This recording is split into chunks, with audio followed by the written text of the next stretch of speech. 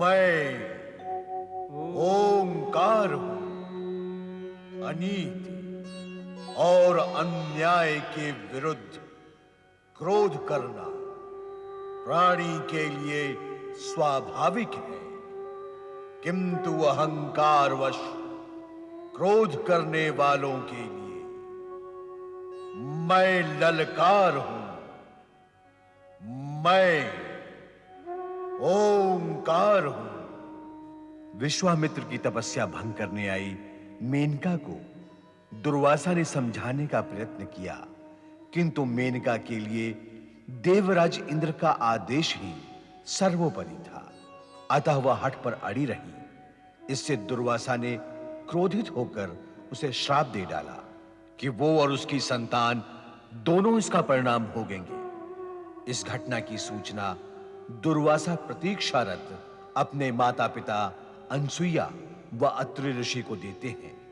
उधर विष्णु लोक में नारद के पहुंचने से लक्ष्मी उनसे विष्णु के विषय में पूछती है।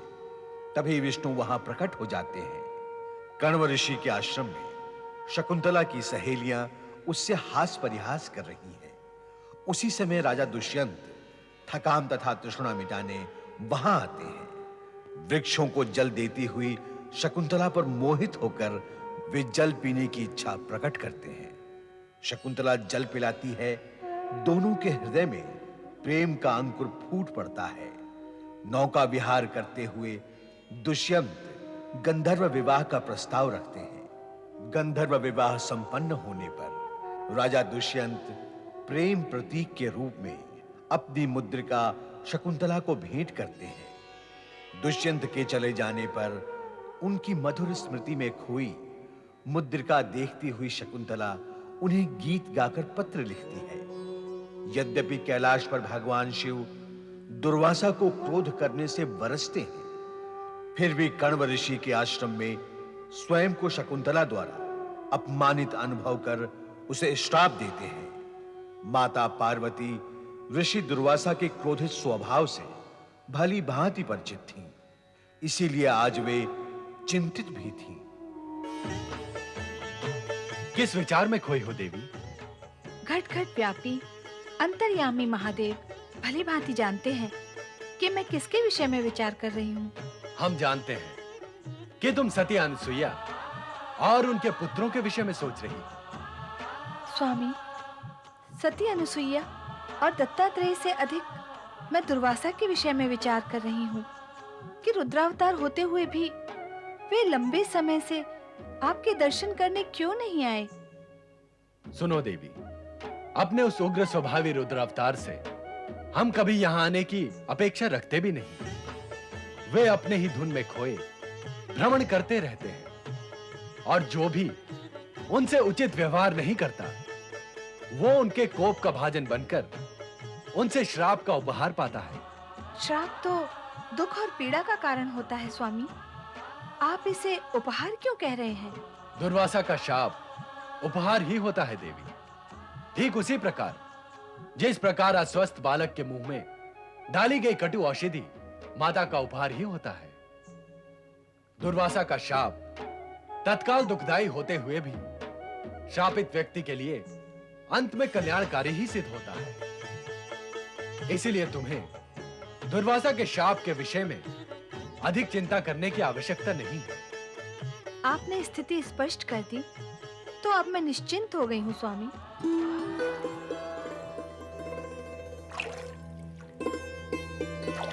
शकुंतली, वो रहा महल। हम महल के निकट पहुंच गए ना?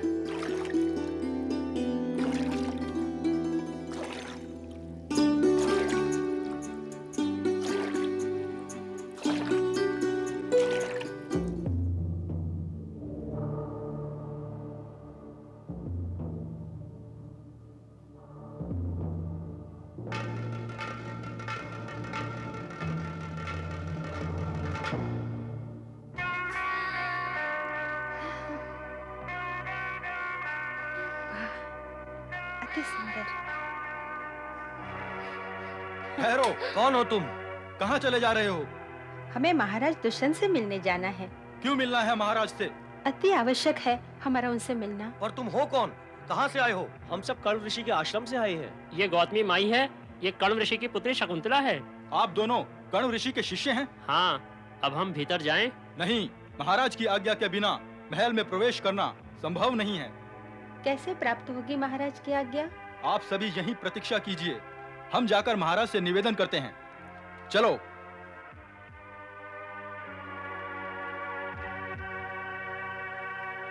महाराज की जय हो। कहो प्रहरी। महाराज, राजमहल के द्वार पर कुछ आश्रमवासी आए हुए हैं। कौन है ये आश्रमवासी? कण्व ऋषि के आश्रम से आए हैं। दो उनके शिष्य हैं, एक उनकी पुत्री है शकुंतला और साथ में एक वृद्धा गौतमी माई है। शिष्य शकुंतला, गौतमी माई, कौन है ये सब? ठीक है, वो जो भी हो हमारी आज्ञा है, उन्हें अंदर आने दिया जाए। जो आज्ञा महाराज। आप किस चिंता में पड़ गए महाराज? सोचते हैं कि आश्रमवासी अचानक हमसे भेंट करने कैसे चले आए। वन व्यवस्था अथवा आश्रम के लिए कुछ सहायता की आवश्यकता होगी, अथवा आप कभी आखेट में गए होंगे तो वन में आश्रम वासियों पर कृपा करके सहायता देने का वचन दे आए होंगे। संभव है उसी उद्देश्य से आए हों। नहीं पुरोहित जी, नहीं, हमने कभी किसी को ऐसा कोई वचन नहीं दिया और न ही हम किसी गौतमी और शकुंतला को जानते हैं। महाराज की जय जय हो। जिन महापराक्रमी और चक्रवर्ती राजा की जय जयकार संपूर्ण आर्यावर्त में गूंज रही है, वे शकुंतला को नहीं जानते? कण्व ऋषि के आश्रम में आकर आपने जिससे गंधर्व विवाह किया, आप उसको नहीं जानते? आप कहते हैं कि हमने कण्व ऋषि आश्रम में आकर इस स्त्री के साथ गंधर्व विवाह किया है? हाँ महाराज दुष्यंत, आश्रम में रहने वाली शकुंतला की सखिया ही नहीं, आश्रम के पशु पक्षी और पेड़ पौधे भी इस घटना के साक्षी है। आपसे गंधर्व विवाह करने के पश्चात शकुंतला अब गर्भवती हो चुकी है, इसलिए कण्व ऋषि ने निवेदन किया है कि आप इसे अपनी धर्मपत्नी के रूप में स्वीकार करें। आप जानती हैं आप क्या कह रही हैं? जो सत्य है वो ही कह रही हूँ। नहीं, ये सत्य नहीं असत्य है, मिथ्या आरोप है। आप हस्तिनापुर के पूर्ववंशी राजा पर मिथ्या आरोप लगा रही हैं। हमने तो कभी कण्व आश्रम में प्रवेश भी नहीं किया, तो फिर इस स्त्री के साथ विवाह का तो कोई प्रश्न ही नहीं है। हमें लगता है कि हमारी राजरानी बनने का लोभ इस स्त्री को यहां तक खींच लाया है और आप सबको इसने भ्रमित कर दिया है। स्वामी, मुझ पर मिथ्या दोषारोपण न करें। आपने स्वयं कण्व ऋषि के आश्रम में मुझसे प्रणय निवेदन किया था, क्या वे सब आप भूल गए? त्रिया चरित्र के विषय में हमने बहुत कुछ सुना था, किंतु आज प्रत्यक्ष ही देख लिया। अपने स्वार्थ सिद्धि के लिए एक स्त्री असत्य को सत्य कहने से भी ले जाती नहीं। नहीं नहीं, ऐसा नहीं है। आपने आश्रम से जाते समय शीघ्र लौट कर आने का और मुझे अपने साथ ले जाने का वचन दिया था।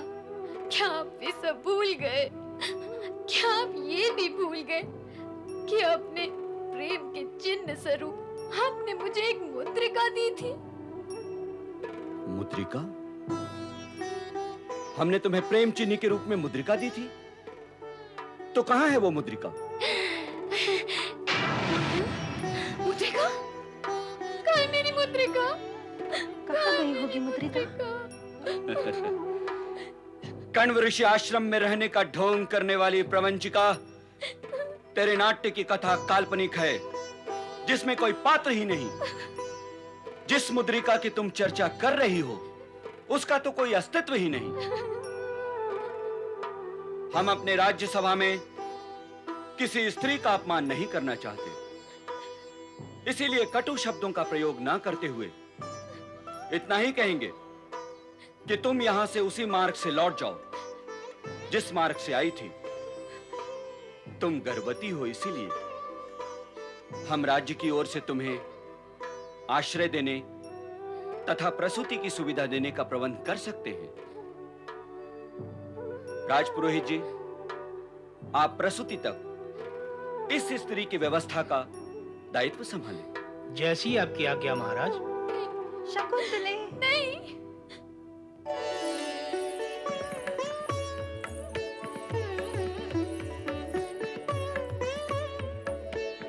दिव्यांगना मेनका की अनुपस्थिति हो तो ये स्वर्गलोक सूना सूना लगता है। क्यों देवी शची?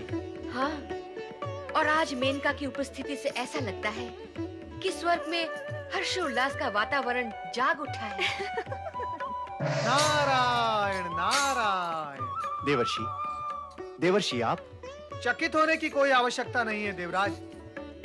मैं स्वर्गलोक में आया अवश्य हूं, किंतु आपके पास नहीं। अर्थात? मैं कठोर और पाषाण हृदय माता के पास आया हूं, उसकी सोई हुई चेतना जगाने के लिए। देवर्षि, आपका आशय अभी भी स्पष्ट नहीं है। हो जाएगा देवराज, आप धैर्य रखें। दिव्यांगना अनश्वर मेनका, मैं तुमसे प्रश्न कर रहा हूं। जब तुम पृथ्वी पर गई थी तो अपनी अनश्वरता से उत्पन्न नश्वर चिन्ह वहां क्यों छोड़कर आ गई? मातृत्व जो संपूर्ण जगत में अमृत का सार है, उसे अपमानित करने का अपराध क्यों कर डाला तुमने? तुम्हारा मानस यदि मातृत्व के भार को नहीं उठा सकता था, तो फिर उसे स्पर्श करने की आवश्यकता भी क्या थी मेनका? मातृत्व और वत्सलता को यदि तुम्हारी चेतना कक्ष में प्रवेश वर्जित था, तो फिर पृथ्वी पर जाकर भोग की प्रवृत्ति को जागृत करने का कष्ट क्यों किया तुमने? यदि तुम्हें धरती से ऊपर ही रहना था और धरती की भांति जन्म देकर अपनी ही उत्पत्ति को अपने ही वक्ष से लगाने में यदि तुम्हें संकोच था मेनका, तो फिर तुमने जन्म ही क्यों दिया उस मानव शरीर को जो तुम्हारे दोष निर्दोष होकर भी श्राप की पीड़ा की भांति भुगत रही है? मेनका, तुमने अपने जीवन और यौन को अक्षय रखने के प्रयत्न में अपनी ही पुत्री को क्षय के अंधकार में खाई में क्यों ढकेल दिया? बताओ मेनका, तुम्हारे पास क्या इसका कोई उत्तर है? मेरी विवशता को समझिए देवर्षि। एक बार स्वर्ग लोक लौट आने के पश्चात मैं अपनी विगत भूलों को भूल जाना चाहती हूँ। पृथ्वी लोक और पृथ्वीवासियों से अब मेरा कोई संबंध नहीं। नारायण नारायण। स्थान और लोक के परिवर्तन हो जाने से मेनका, लोक भावना, माता और पुत्र के संबंध में कोई परिवर्तन नहीं आता। यदि ऐसा होता तो जगत से माता, ममता और महानता ये तीनों समाप्त ही हो जाते। कौन बतलाएगा कि क्या दोष था उस निर्दोष शकुंतला का? तुम तो चली आई उसे धरती पर छोड़कर, किंतु तुम्हारे जाते ही दुर्भाग्य के क्रूर पंजों ने उसे अपने पाश में दबोच लिया। नवजात शिशु हिंसक पशुओं के बीच घनघोर वन में नितांत अकेला मातृत्व की आशा में अपने हाथ पांव फेंकता रो रो कर करुणा का कल्पांत करता रहा। कल्याण करे विधाता उस कण्व ऋषि का, जिन्होंने समय पर वहां पहुंचकर उस नवजात बालिका को शरण दी। तत्पश्चात उसे अपने आश्रम में ले जाकर अपनी पुत्री की भांति उसका लालन पालन किया। सयानी हुई तो राजा दुष्यंत वहां पहुंचे, उस पर मोहित होकर अपने प्रेम का निवेदन करने गंधर्व विवाह भी कर डाला। राजा दुष्यंत तो चले गए, परंतु उनके जाने के पश्चात उनकी मधुर स्मृतियों में खोई शकुंतला की झोली में आ गिरा ऋषि दुर्वासा का श्राप।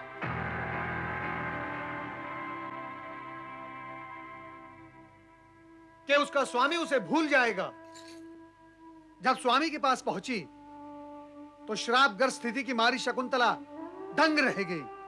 ये जानकर कि राजा दुष्यंत उसे भूल चुके हैं, मेनका वो आज घनघोर वन में अपने भावी संतान को जन्म देने के लिए अपने जीवन के साथ संघर्ष कर रही है।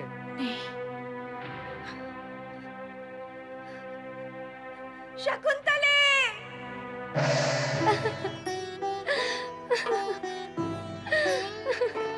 विलाप करने से क्या होगा शकुंतला?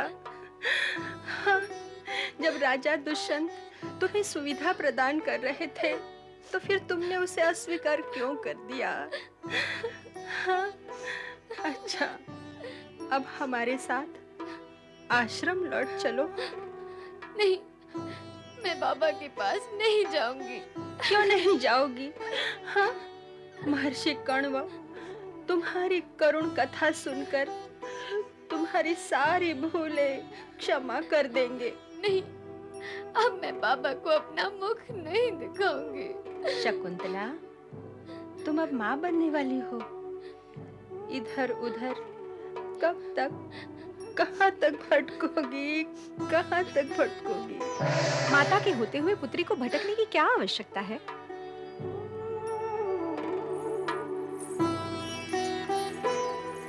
चलो शकुंतला मेरे साथ, मैं तुम्हें सुरक्षित स्थान पर पहुंचाने आई हूँ। मैं अपनी भूल का प्रायश्चित करने आई हूँ पुत्री। चलो मेरे साथ, मैं तुम्हारी माता हूँ, मेनका।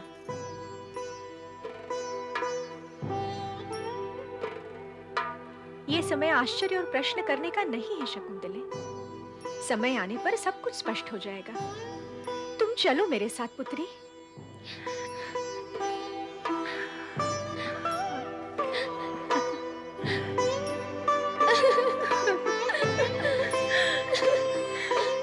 पुत्री, ना ना, महाराजा दुष्यंत के आश्रय में जाना तुझे स्वीकार नहीं था। बाबा के आश्रम में आना भी स्वीकार नहीं है। अब तो तेरा हित इसी में है कि तू अपने माँ के साथ लौट जा बेटा। बाबा को जाकर कहना कि उनके आशीर्वाद से जब मैं इस संकट से मुक्त हो जाऊंगी तब उनके मैं आश्रम में अवश्य दर्शन करने आऊंगी।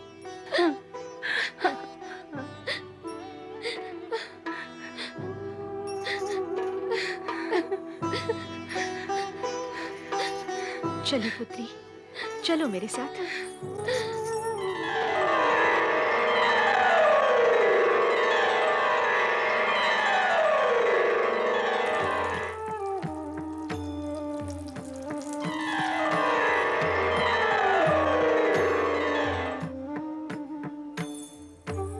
ऋषिवर मरीच जी, मैं आपके शरण में आई हूँ। स्वर्गलोक और देवराज इंद्र को छोड़कर ऋषि की शरण में?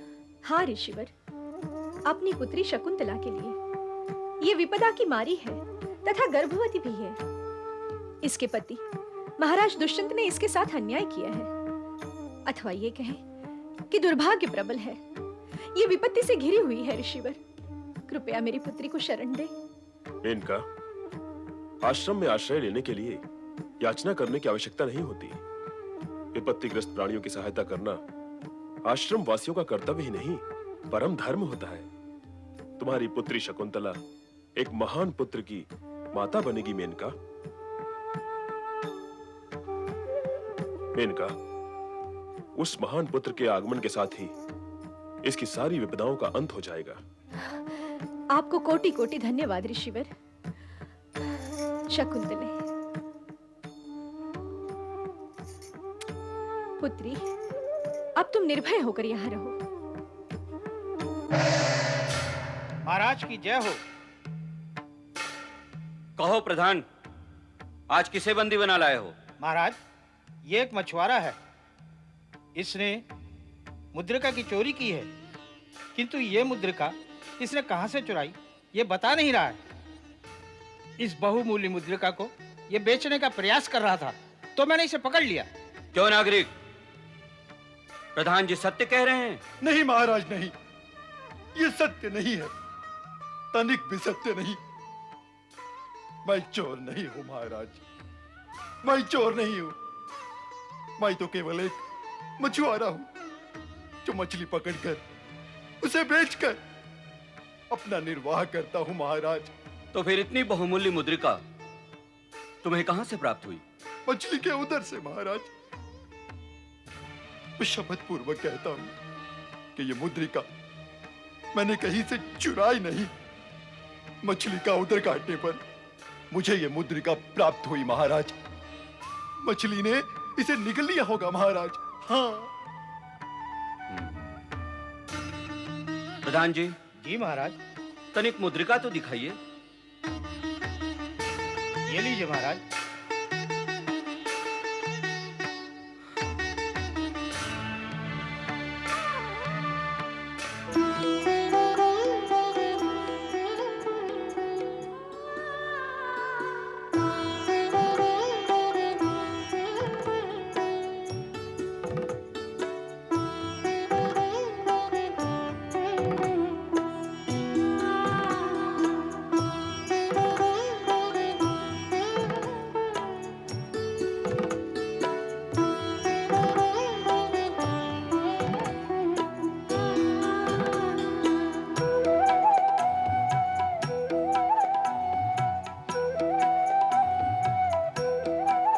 शकुंतले!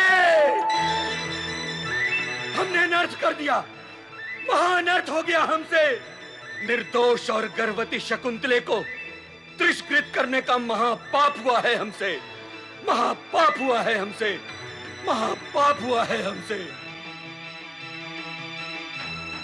सैनिकों, शीघ्र ही कण्व ऋषि आश्रम जाओ और शकुंतले को आदर पूर्वक यहां ले आओ। जी महाराज। महाराज, इसके लिए क्या आज्ञा है? यह निर्दोष है। इसने चोरी नहीं की। इसने तो हम पर उपकार किया है। इसने तो शकुंतले की स्मृति को लौटाने में हमारी सहायता की है। प्रधान जी। जी महाराज। इसे उचित पुरस्कार देकर सम्मान सहित विदा करो। जो आज्ञा महाराज। प्रणाम महाराज। आइए आप मेरे साथ। प्रणाम। शकुंतले,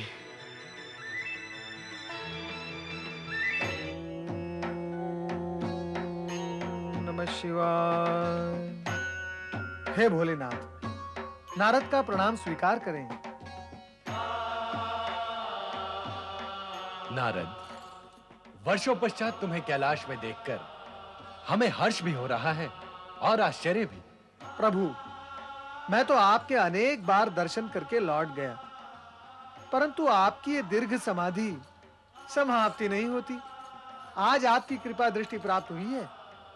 तुम्हारे मन में उभर रहे प्रश्न को हम समझ रहे हैं नारद। तुम्हारे मन में मेनका और विश्वामित्र की पुत्री शकुंतला के प्रति जिज्ञासा उत्पन्न हो रही है। हाँ प्रभु, शकुंतला को दुर्वासा के श्राप से मुक्ति कब प्राप्त होगी?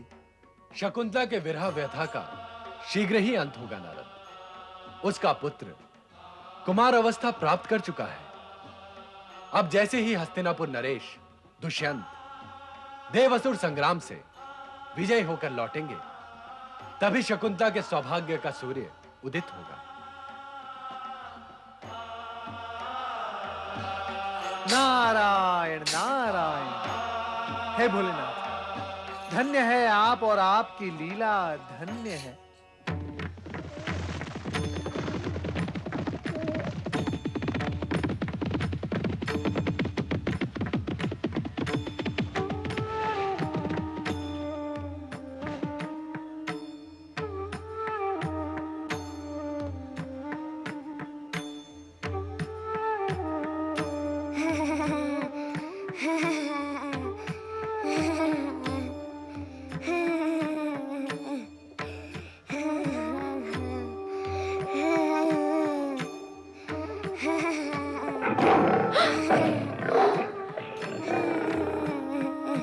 नीचे उतरो सर्वदमन, नीचे उतरो।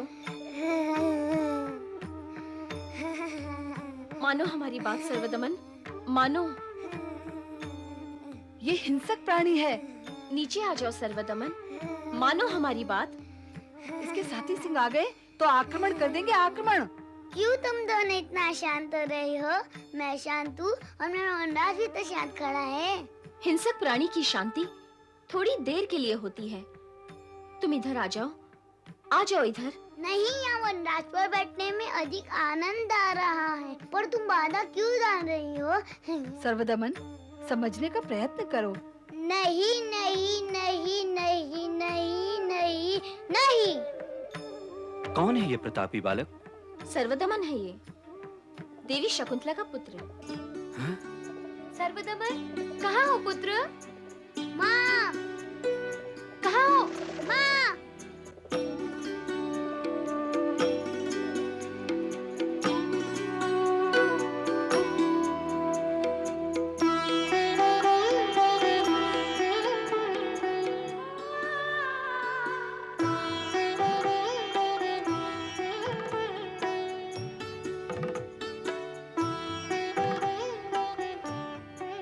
मुझे क्षमा करो देवी शकुंतले,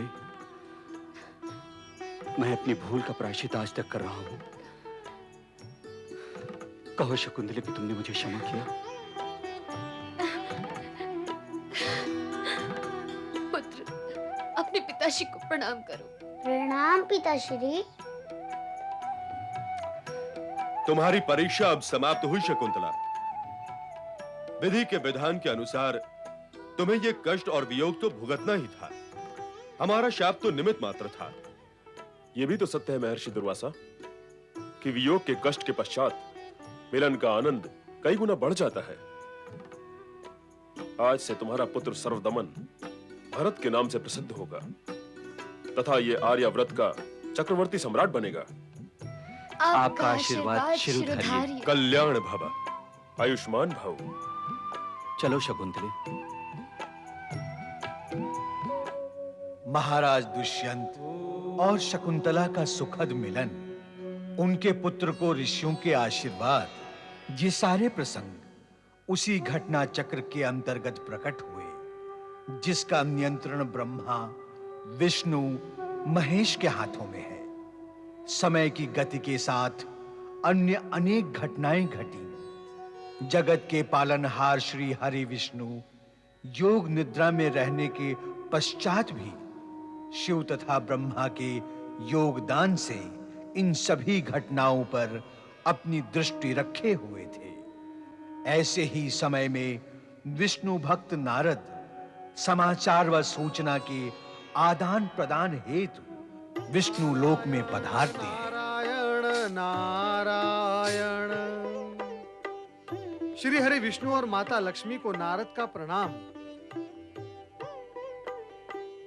आओ नारद, हम तुम्हारे विषय में ही विचार कर रहे थे। श्री हरि, मैं विचारणीय कब से हो गया?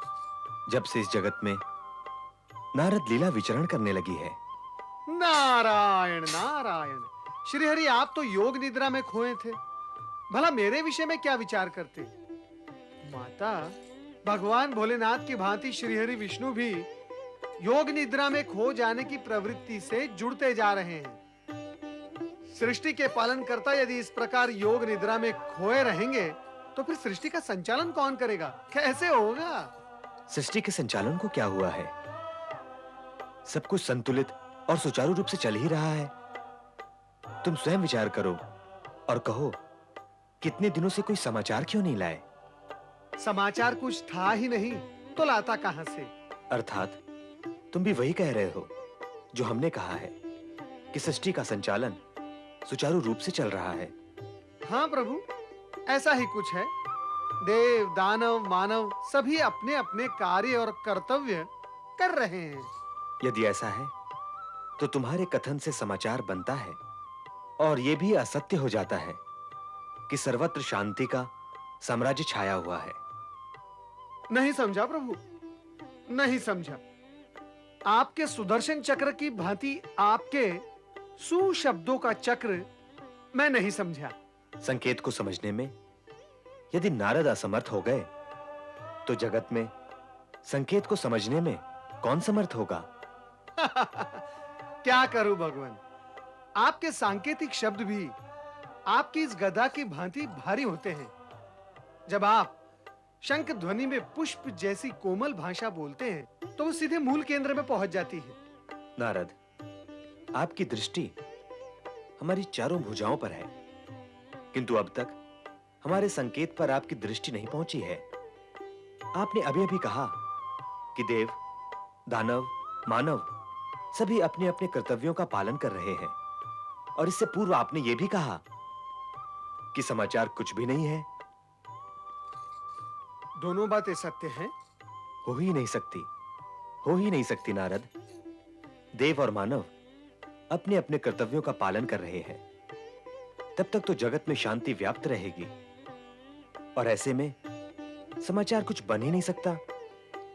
किंतु हिंसा, अत्याचार, अनाचार, पापाचार के अपने कर्तव्यों का पालन यदि दानव कर रहे हैं, तो जगत में शांति कैसे व्याप्त रहेगी नारद? नारायण नारायण, दानव अपने कर्तव्य का पालन कर रहे हैं, यही तो मैंने कहा था। नारद, फिर से सोचो, और पहले ये सोचो कि दानव के कर्तव्य क्या है। नारायण नारायण, उनके कर्तव्य के विषय में किसे ज्ञात नहीं माता। अभी अभी तो श्रीहरि ने कहा है कि दूसरों पर अत्याचार करना, उनकी संपत्ति हरण करना, निर्दोषों को पीड़ित करना, यही कर्तव्य होते हैं इन दुष्ट असुरों के। और वो अपने ये सारे कर्तव्य पूरे कर रहे हैं। हाँ हाँ, डट कर रहे हैं। नहीं नहीं, पर नहीं नहीं क्या, कर तो रहे ही हैं। अर्थात जगत में शांति नहीं है।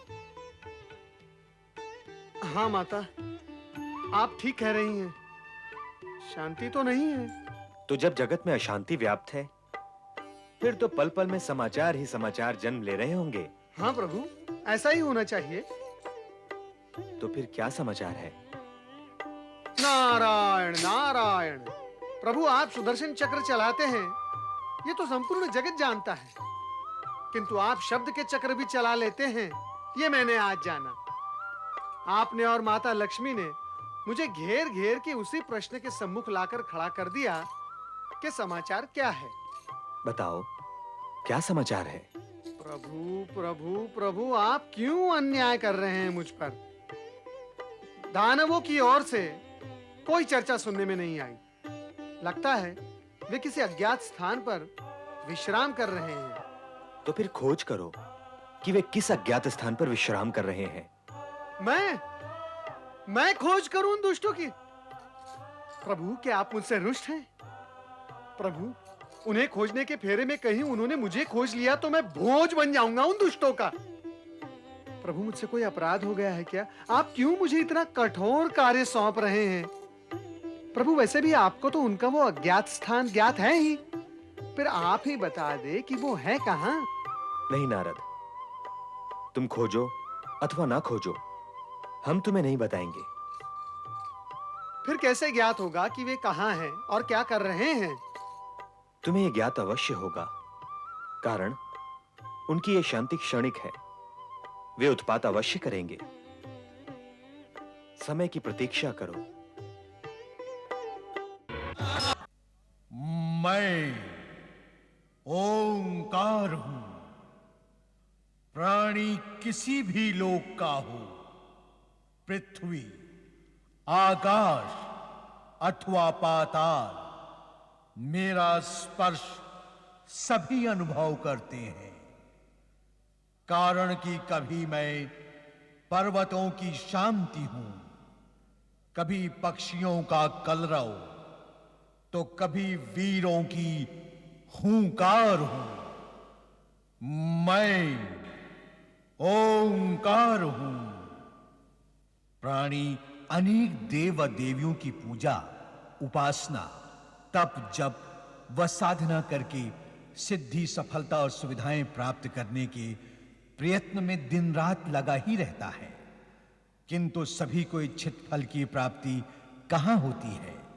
अनेक साधक तो निराशा के भंवर में खो ही जाते हैं, पर भस्म प्रिय भोले भंडारी के विषय में ऐसा नहीं है। इन भस्मशाई शंकर की शरण में जो भी आता है वो कभी निराश नहीं लौटता।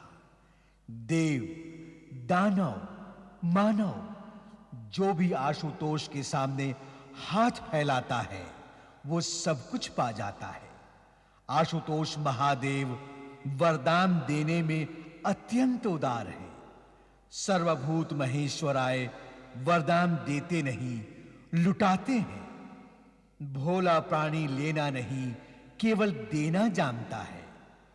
उसे तो अपना सर्वस्व देने में भी संकोच नहीं होता। शिव शंकर अपनी इसी वृत्ति के कारण भोलेनाथ कहलाते हैं।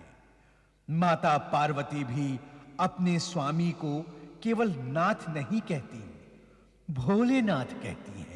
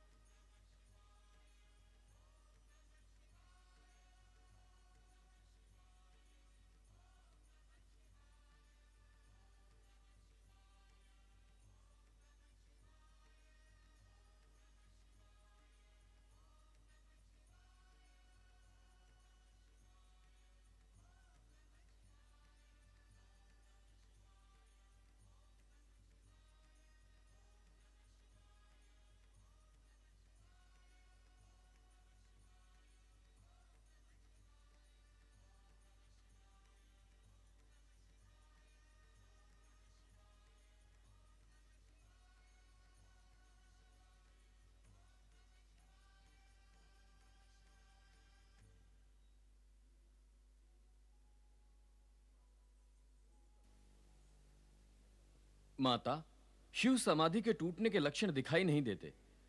प्रभु ने मुझसे कहा था, इस बार जैसे ही वो समाधि समाप्त करें, मैं उनके लिए नूतन चिता भस्म लेकर आऊं। पर लाऊं कैसे? समाधि भंग हो तब लाऊं? समाधि भंग होने पर कहां से लाओगे चिता भस्म? शमशान से लाऊंगा माता। समाधि भंग होने पर यदि तुम भस्म लेने गए तो समय अधिक लगेगा। विलंब होने से भोलेनाथ अप्रसन्न भी हो सकते हैं। तो फिर मैं क्या करूं माता? तुरंत जाकर चिता भस्म ले आओ। भोलेनाथ की आज्ञा का पालन होना ही चाहिए। तुम्हें तो ध्यान ही होगा कि आज वही तिथि है जब महाकालेश्वर ज्योतिर्लिंग की स्थापना हुई थी और भोलेनाथ ने पहली बार शरीर पर चिता भस्म लगाई थी। अब तुम शीघ्र जाओ, विलंब ना करो। जैसी आपकी आज्ञा।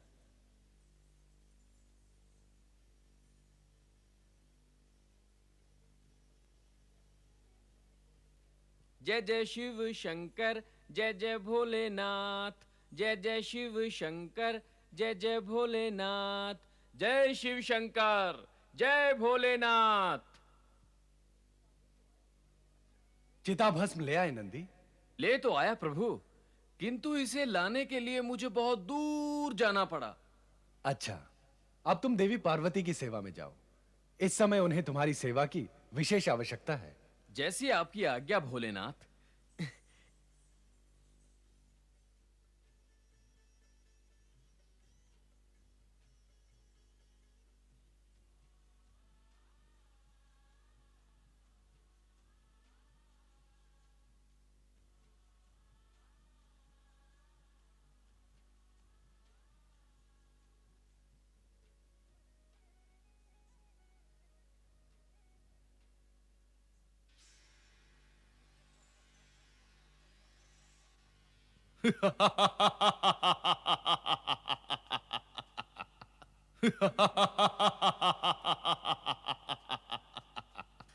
इस सेवक के लिए क्या आज्ञा है स्वामी परमेश्वर?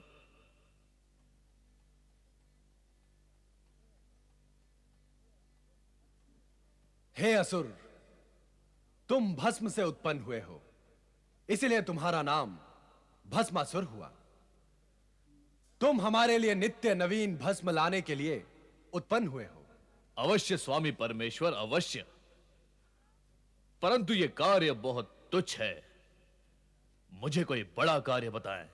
पहले तुम यह तुच्छ कार्य सफलतापूर्वक करो, फिर हम तुम्हें उच्च और बड़ा कार्य भी बताएंगे। जैसी आपकी आज्ञा होगी मैं वैसा ही करूंगा। हे परमेश्वर, आपने मेरा नाम भस्मासुर रखा है, मुझे असुर कहकर भी पुकारा है, तो क्या मैं असुर हूं? जब हमारे मुख से तुम्हारे लिए असुर शब्द निकला है तो यह निश्चित है कि तुम असुर ही हो। यदि तुम देव, दानव, मानव अथवा शिवगण होते तो हम तुम्हें उसी नाम से पुकारते। अतः तुम स्वयं को असुर ही समझो। अब जाओ, हमारे लिए भस्म लेकर आओ। जो आज्ञा महादेव।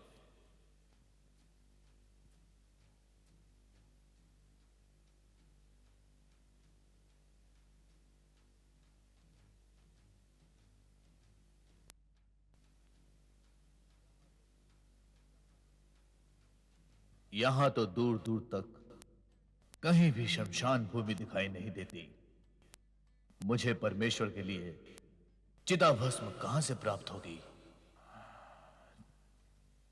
चलो कहीं और देखता हूं।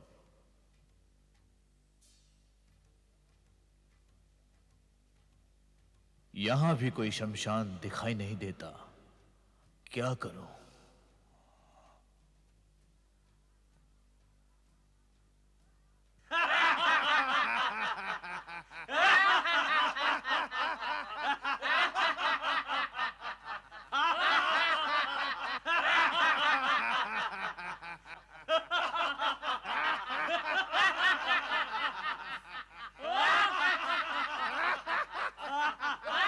अरे सुनो, यहां आसपास कहीं कोई शमशान भूमि है?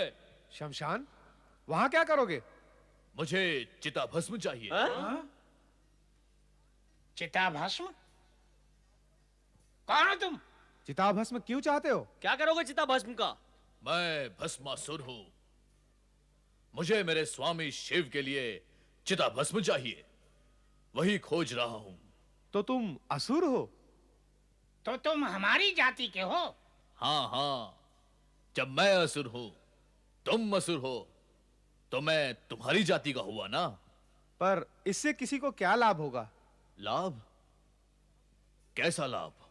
भैया भस्मासुर, हम हैं तो एक ही जाति के, किंतु इस समय हम घोर संकट में हैं। हमारी दशा अत्यंत शोचनीय है। कष्ट में जीवन बीत रहा है। कष्ट? क्यों है कष्ट? यज्ञ और हवन करने वालों की शक्तियां बढ़ रही हैं ना, तो धर्म की दिव्य शक्ति बढ़ने से हम उनके पास नहीं जा सकते, इसलिए हमारी असुर शक्ति घट रही है। देवताओं, ऋषि मुनियों और मानवों का धर्म और नीति के प्रति इतना अधिक लगाव हो गया है कि उनकी शक्ति के सामने हमारा छल, कपट, हिंसा, क्रोध सभी कुछ व्यर्थ हो गया है। इसीलिए हमें वनों में, गुफाओं में मुंह छिपा के रहना पड़ रहा है। हमें हमारा आहार भी प्राप्त नहीं हो रहा है। केवल वनस्पतियां खाकर समय पूरा कर रहे हैं। केवल वनस्पतियां खाकर हम कितने दिन जीवित रह सकते हैं? हम पशु तो है नहीं कि उसी पर आश्रित रहकर सारा जीवन व्यतीत कर ले। बस बस मेरे जाति बंधुओं, बस। इससे अधिक और दुख अब मैं नहीं सुन सकता। तो कोई उपाय करो हमें इस दुख से उबारने के लिए। कहो भाइयों, ये भस्मासुर तुम्हारे लिए क्या कर सकता है? शिव तो तुम्हारे स्वामी हैं। हाँ हैं। वे बड़े चमत्कारी देवता हैं। उनसे बड़ा चमत्कारी देवता अन्य कोई है ही नहीं। सारा जगत यही कहता है। देव, दानव, मानव सभी सत्य को मानते हैं। तो फिर मुझे क्या करना होगा? तुम उनसे ऐसा कुछ वरदान मांग लो जिससे मानव जाति और देवगण में भय फैल जाए। उससे क्या होगा? उससे तुम अजय हो जाओगे और हम निर्भय हो जाएंगे। मैं अजय हो जाऊंगा और तुम निर्भय हो जाओगे, पर कैसे? अपने स्वामी शिव का वरदान पाकर। और कैसे? वरदान पाते ही तुम अजय और शक्तिशाली हो जाओगे। फिर हम सब मिलकर तुम्हें अपना असुर सम्राट बना लेंगे और हम तुम्हारे सैनिक बन जाएंगे। तुम मेरे सैनिक और मैं तुम्हारा सम्राट, अजय सम्राट बनूंगा। अवश्य बनूंगा। मैं असुरों का सम्राट अवश्य बनूंगा। किंतु तब बन सकोगे जब अपने चमत्कारी देव स्वामी शिव से वरदान प्राप्त कर लोगे। हाँ, तभी बन सकोगे सम्राट। वो भी प्राप्त कर लूंगा। मैं अपने परमेश्वर शिव से वरदान अवश्य प्राप्त करूंगा।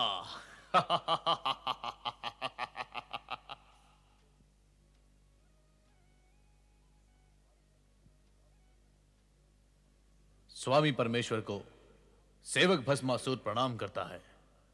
आओ भस्मासुर, भस्म ले आए। आज भस्म नहीं मिली स्वामी परमेश्वर। क्यों? स्वामी परमेश्वर, इस जगत में मनुष्य व असुरों की आयु बढ़ती जा रही है, बढ़ती ही जा रही है। मैं चारों दिशाओं में ढूंढ ढूंढ कर थक गया, परंतु मुझे कहीं भी कोई नई चिता नहीं मिली जहां से मैं भस्म प्राप्त कर सकता। सारे शमशान सूने पड़े हैं। लगता है मृत्यु अपना कार्य नहीं कर रही, इसीलिए प्राणियों ने भी मरना बंद कर दिया है। अब चिंता तो यह है परमेश्वर कि मैं आपकी आज्ञा का पालन कैसे करूं। जितने जन्म होते हैं उतने ही मरण भी होते हैं।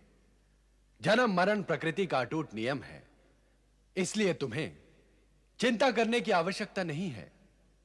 ढूंढने पर कहीं ना कहीं तुम्हें चिता भस्म अवश्य मिल जाएगी। मैं सारे जगत का चक्कर लगाकर लौटा हूं स्वामी परमेश्वर। भविष्य में भी कोई चिता जलने या उसकी भस्म मिलने की कोई संभावना नहीं है। यदि आप मेरी एक प्रार्थना स्वीकार करें तो भस्म मिलने का उपाय हो सकता है। कैसी प्रार्थना? आप मुझे वरदान दे कि मैं जिस किसी के भी सर पर हाथ रख दूं वो भस्म हो जाए। इससे क्या होगा भस्मासुर? एक तो इससे भस्म की प्राप्ति होगी परमेश्वर, दूसरे वे वृद्ध जो व्यर्थ ही इस धरती पर भार है, मृत्यु को प्राप्त नहीं हो रहे हैं, वे वृद्धावस्था की पीड़ा से मुक्त हो जाएंगे। मुझे वरदान दीजिए परमेश्वर। तथास्तु। अब तुम जिस प्राणी के सर पर हाथ रख दोगे वो भस्म का ढेर हो जाएगा, परंतु ध्यान रहे मृत्यु के समीप पहुंचे और वृद्धावस्था के कष्टों से मुक्त करने के लिए ही तुम प्राणियों पर इसका उपयोग करोगे। निर्दोष प्राणियों पर इसका उपयोग नहीं करना। कदापि नहीं परमेश्वर, कदापि नहीं। आप तो आशुतोष हैं, सभी की आशा को संतुष्ट करते हैं। मुझे तो आशा भी नहीं थी कि आप मेरी प्रार्थना को सुनकर इतने शीघ्र वरदान भी दे देंगे। अब मैं कैलाश पर्वत पर चिता भस्म का ढेर लगा दूंगा। आपकी जय हो परमेश्वर, आपकी जय हो।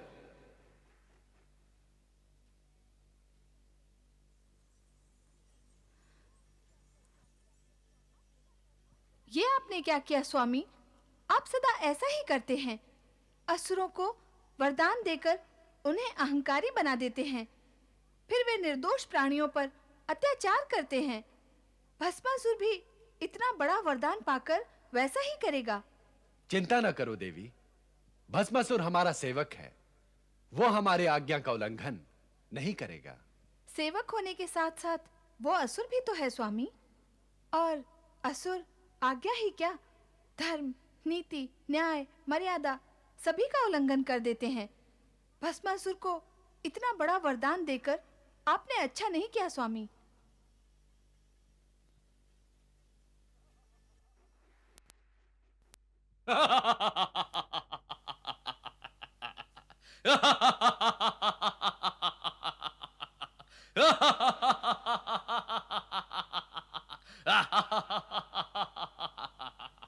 ले आए चमत्कारी देवता शिव से वरदान। लेने गया था तो खाली हाथ क्यों लौटता?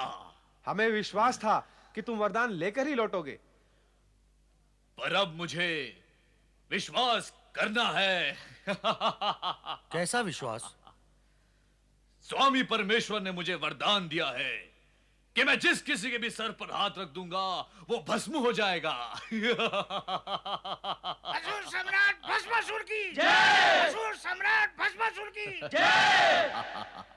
पर असुर सम्राट, आप विश्वास की बात कर रहे थे। जो अभी आपको करना है वो क्या है?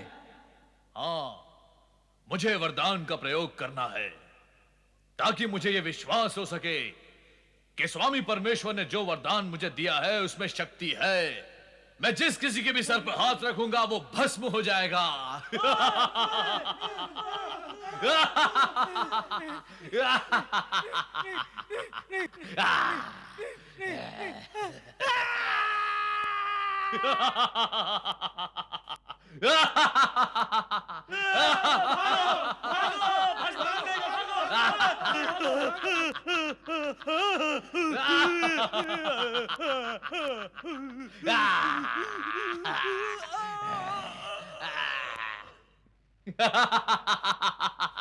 असुर सम्राट, ये आप क्या कर रहे हो? प्रयोग कर रहा हूं। अरे प्रयोग कोई अपनों पर किया जाता है, प्रयोग तो दूसरों पर किया जाता है।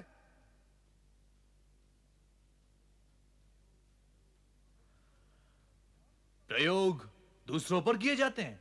और नहीं तो क्या, तुम असुर होकर अपने ही असुर भाइयों को भस्म कर रहे हो। तो फिर मुझे प्रयोग के लिए किसे भस्म करना चाहिए? अपने शत्रुओं को, अपने असुर भाई और असुर जाति के शत्रुओं को, उनको जो असुर जाति को समाप्त कर देना चाहते हैं। तुम उन्हें भस्म क्यों नहीं करते? कौन है वो लोग? वे ही जो यज्ञ और हवन करके धर्म शक्ति एकत्र कर हमें नष्ट कर देना चाहते हैं। वे ही ऋषि मुनि जो सदा प्रेम, सत्य और अहिंसा की बातें और काम करके हमें दुर्बल बना देना चाहते हैं। यही हमारे विनाश का कारण है। ऐसा है क्या? ऐसा ही है। वैसा होता तो हम ऐसी बात ही क्यों करते? तुम्हें अपने वरदान का सही उपयोग करके अपने असुर भाइयों को शक्तिशाली बनाकर असुर साम्राज्य की स्थापना करनी चाहिए। ऐसा ही होगा। मैं तीनों लोकों में असुरों के शत्रु ऋषि मुनियों को नष्ट करके असुरों का साम्राज्य स्थापित करूंगा। या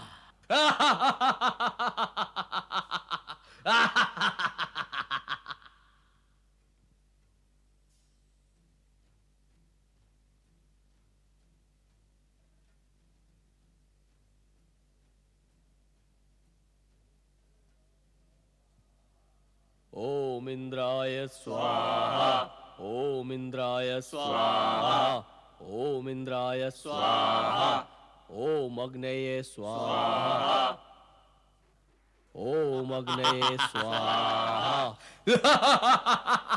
कौन हो तुम? अभी पता चल जाएगा कौन हूं मैं।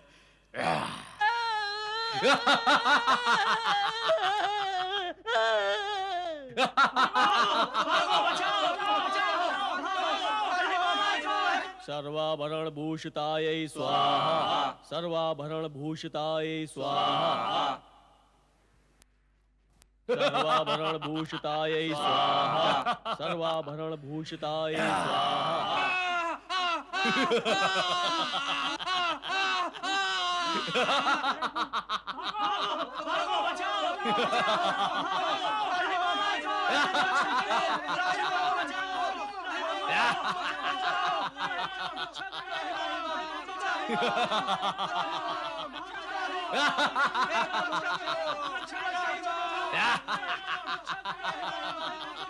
ये दुष्ट भस्मासुर निर्दोष प्राणियों को ही समाप्त करता जा रहा है।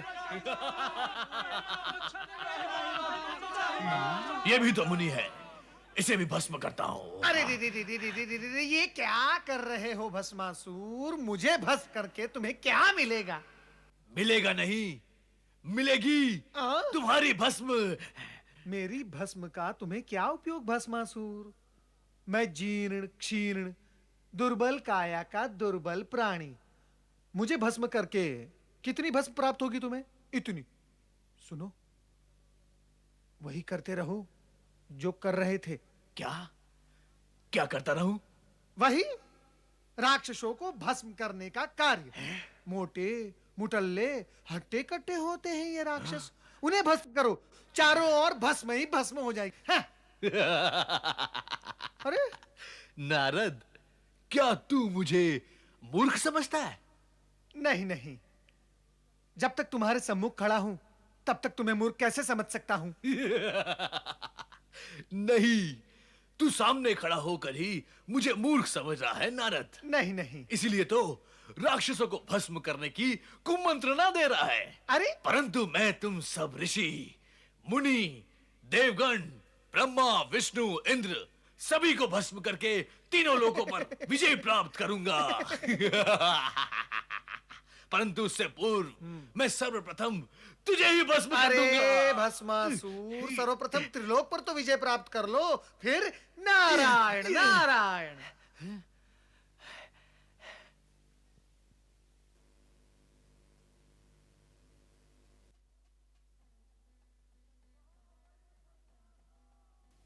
महाबली भस्मासुर, असुर राज भस्मासुर, महाबली भस्मासुर।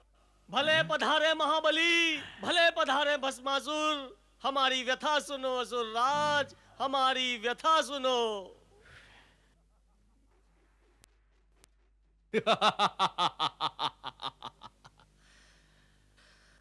असुर भाइयों, मैंने अपने भस्मक वरदान का प्रयोग करके तीनों लोकों में आतंक ही आतंक मचा दिया है।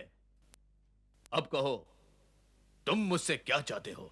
महाबली भस्मासुर, आपके आतंकवाद से हमारा क्या हित होगा? तो फिर कैसा हित चाहते हो तुम? सारी असुर जाति का हित चाहते हैं हम। देखते नहीं, देवताओं के भय से हम वन में किस प्रकार छुपे हुए हैं। असुर सम्राट भस्मासुर की जय। असुर सम्राट भस्मासुर की जय। असुर सम्राट, ये वस्त्र उपहार के रूप में है। और ये है असुर सम्राट की तलवार।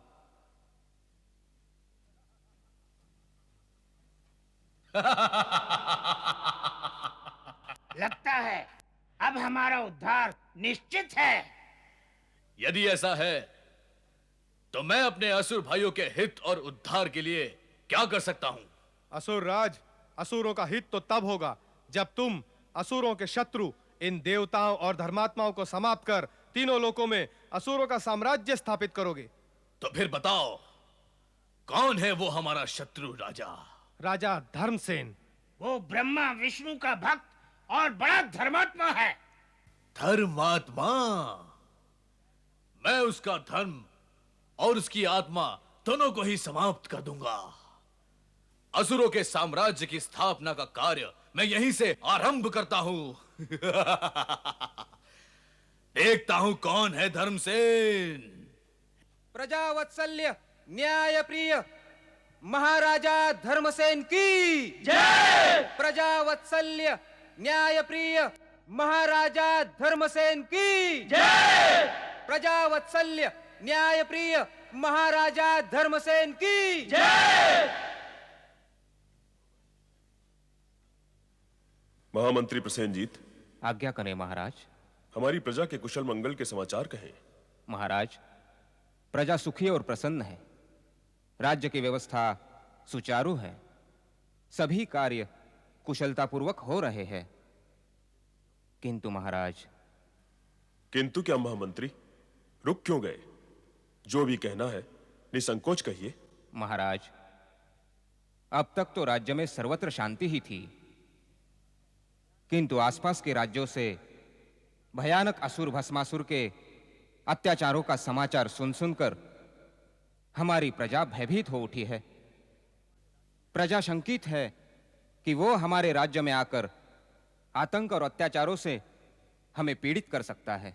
कदापि नहीं, सर्वथा नहीं। हम अपनी प्रजा को कभी भी पीड़ित होने नहीं देंगे। महामंत्री, आप इसी समय सेना को आदेश दें कि वो भस्मासुर को समाप्त कर दे।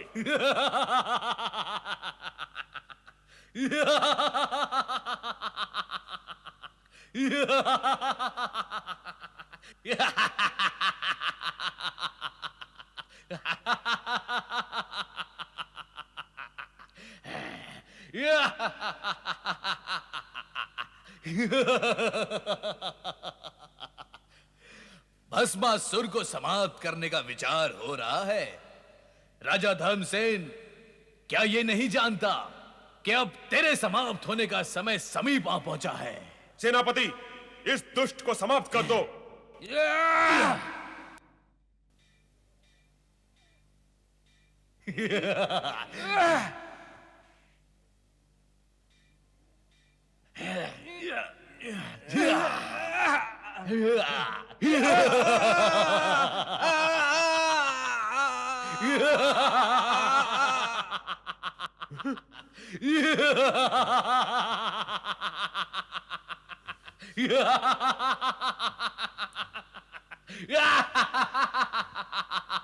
भस्मासुर!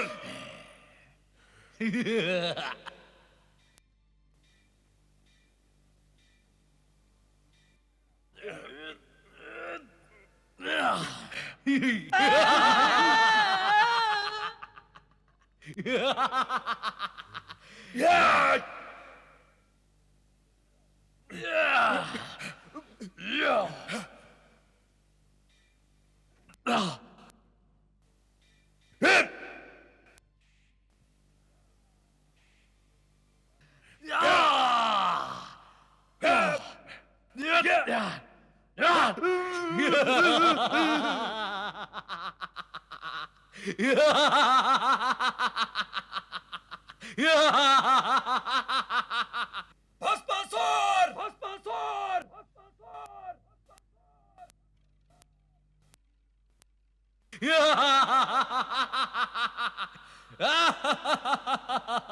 भस्मासुर!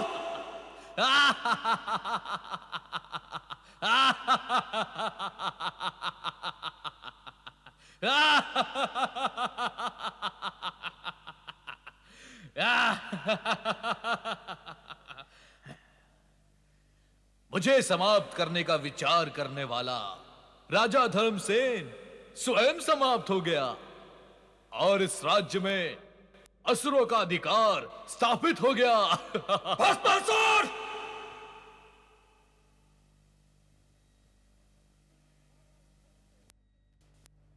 महाराज धर्मसेन के पुत्र विषसेन के होते हुए एक असुर इस राज्य के सिंहासन पर कदापि नहीं बैठ सकता।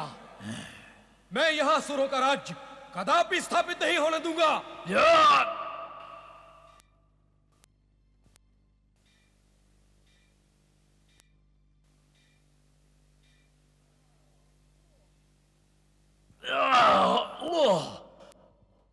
स्वामी, स्वामी ये बहुत भयानक दैत्य है। ये अपने वरदान से आपको ही भस्म कर सकता है, इसलिए यहाँ से भाग चलें। इसी में हमारा हित है स्वामी।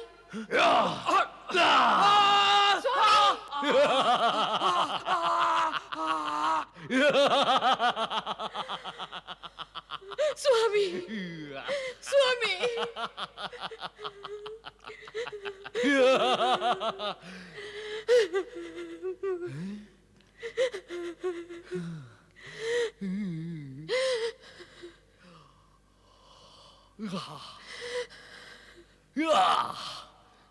स्वामी, स्वामी, ये क्या हो गया स्वामी?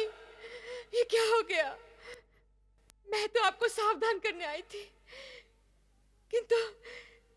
किंतु आप असावधान हो गए। इस दुष्ट का कुचक्र चल ही गया स्वामी। इसने आपके प्राण हर ही लिए। अब मैं आपके बिना कैसे जीवित रहूंगी? कैसे?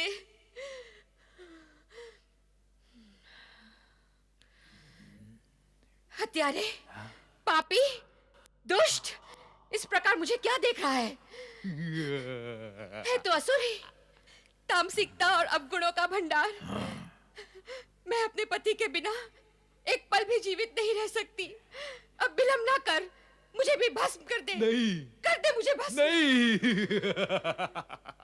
तुम जैसी परम सुंदरी को भस्म करके मैं अपना ही अहित करूं, इतना मूर्ख मैं नहीं हूं। मैं तो तुम्हें अपनी महारानी बनाऊंगा। महारानी, आओ मेरे पास आओ महारानी। स्वामी,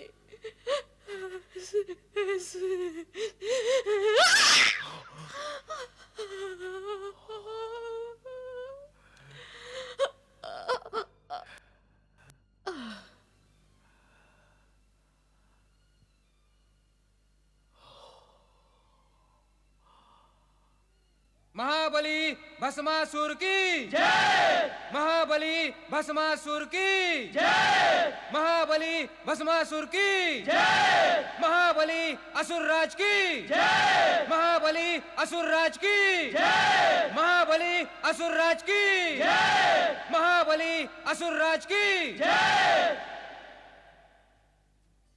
नारायण नारायण। परमपिता, भस्मासुर ने पृथ्वीलोक पर भयंकर उत्पात मचा रखा है। अहंकार के मद में उसके अत्याचार दिन प्रतिदिन बढ़ते ही जा रहे हैं। उसने तो स्वर्गलोक पर आक्रमण करके देवताओं को वहां से निष्कासित करने का निश्चय भी कर लिया है। यदि उसका यह निश्चय पूर्ण हो गया तो अनर्थ हो जाएगा परमपिता, अनर्थ हो जाएगा। उसे नष्ट करने का कोई आप उपाय करें। नष्ट तो उसे होना ही है नारद। विनाशकारी प्राणी अधिक समय तक तो पृथ्वी पर नहीं टिकता। दुविधा तो यह है कि उसे भगवान शिव शंकर का वरदान प्राप्त है, इसी से वो उन्मत्त हो गया है। वो दुष्ट ये भी नहीं जानता कि भगवान शिव ही उसकी विनाश लीला का आयोजन करेंगे। भगवान भोलेनाथ? वो कैसे? भस्मासुर के मन में नारी मोह जागृत हो चुका है। अतः भगवान शिव किसी सुंदर नारी द्वारा उसका अंत करवाएंगे। अब तुम जाओ नारद। नारायण नारायण नारायण नारायण नारायण। ये तो सारा जगत ना जाने कब से सुन रहा है। लक्ष्मी लक्ष्मी तो तुम कभी बोलोगे नहीं। नारायण नारायण। माता, इससे पूर्व भी इस विषय पर चर्चा हो चुकी है और तब भी मैंने यही निवेदन किया था कि नारायण नाम में ही लक्ष्मी भी समाहित है। सो तो ठीक है, किंतु ये बताओ तुम इतने समय तक थे कहां? त्रिदेव की लीलाओं को साकार रूप देने में व्यस्त था। अर्थात अब तुम्हारे प्रश्न समाप्त हुए हैं? नहीं नहीं माता, कदापि नहीं। प्रश्न तो प्रलय पर्यंत समाप्त नहीं होंगे। प्रश्न, सूचना एवं भक्ति, यही तो नारद का जीवन है। किंतु भस्मासुर के विषय में तुमने हमें कोई सूचना नहीं दी। सुना है कि पृथ्वी लोक पर निर्दोष प्राणियों को भस्म करने का जो भयंकर तांडव उसने मचा रखा है, उससे समस्त प्राणी पीड़ित हैं। सत्य सुना है आपने। किंतु यह सत्य तुमने नहीं सुनाया नारद। सारे जगत को, सारे जगत की भली बुरी सूचनाएं देते रहते हो, फिर यह सूचना क्यों नहीं दी तुमने? माता, आपसे और भगवान श्री हरि विष्णु से इस जगत की कौन सी घटना छिपी हुई है? आप तो सर्वज्ञ हैं। अपनी दिव्य दृष्टि से आप जो चाहें जब चाहें देख सकते हैं, जान सकते हैं। क्या श्री हरि विष्णु ने इस विषय में आपसे कुछ नहीं कहा? वे यहां होते तो कहते। वे अपने भक्तों की रक्षा करने पृथ्वीलोक गए हैं। भक्तों की रक्षा करने के लिए पृथ्वीलोक गए हैं? कौन से भक्तों की? भस्मासुर के अत्याचारों से मेरे देखते देखते कई निर्दोष प्राणी प्राणहीन हो गए, किंतु मैंने तो वहां श्रीहरि को किसी भक्त की रक्षा करते हुए नहीं देखा। कैसे देखते नारद? अपने साकार रूप में होते तो देखते ना। भक्तों की रक्षा के लिए हमें कभी-कभी निर्गुण और निराकार रूप धारण करने पड़ते हैं। क्या तुम इस रहस्य को नहीं जानते? प्रभु, आपके रहस्य और आपकी निराली लीला को जानना नारद के वश में नहीं है। आप तो केवल मुझे यह बताएं कि भस्मासुर को भस्मीभूत करने के लिए आप क्या उपाय कर रहे हैं। परमपिता ब्रह्मा जी का यह कहना है कि भस्मासुर के मन में नारी का मोह उत्पन्न हो चुका है। उसका अंत केवल नारी द्वारा ही होगा। यह क्या रहस्य है? नारद, तुम कहते हो कि यह रहस्य है, किंतु तुम्हें सब कुछ बता देने के पश्चात यह रहस्य कहां रह जाएगा?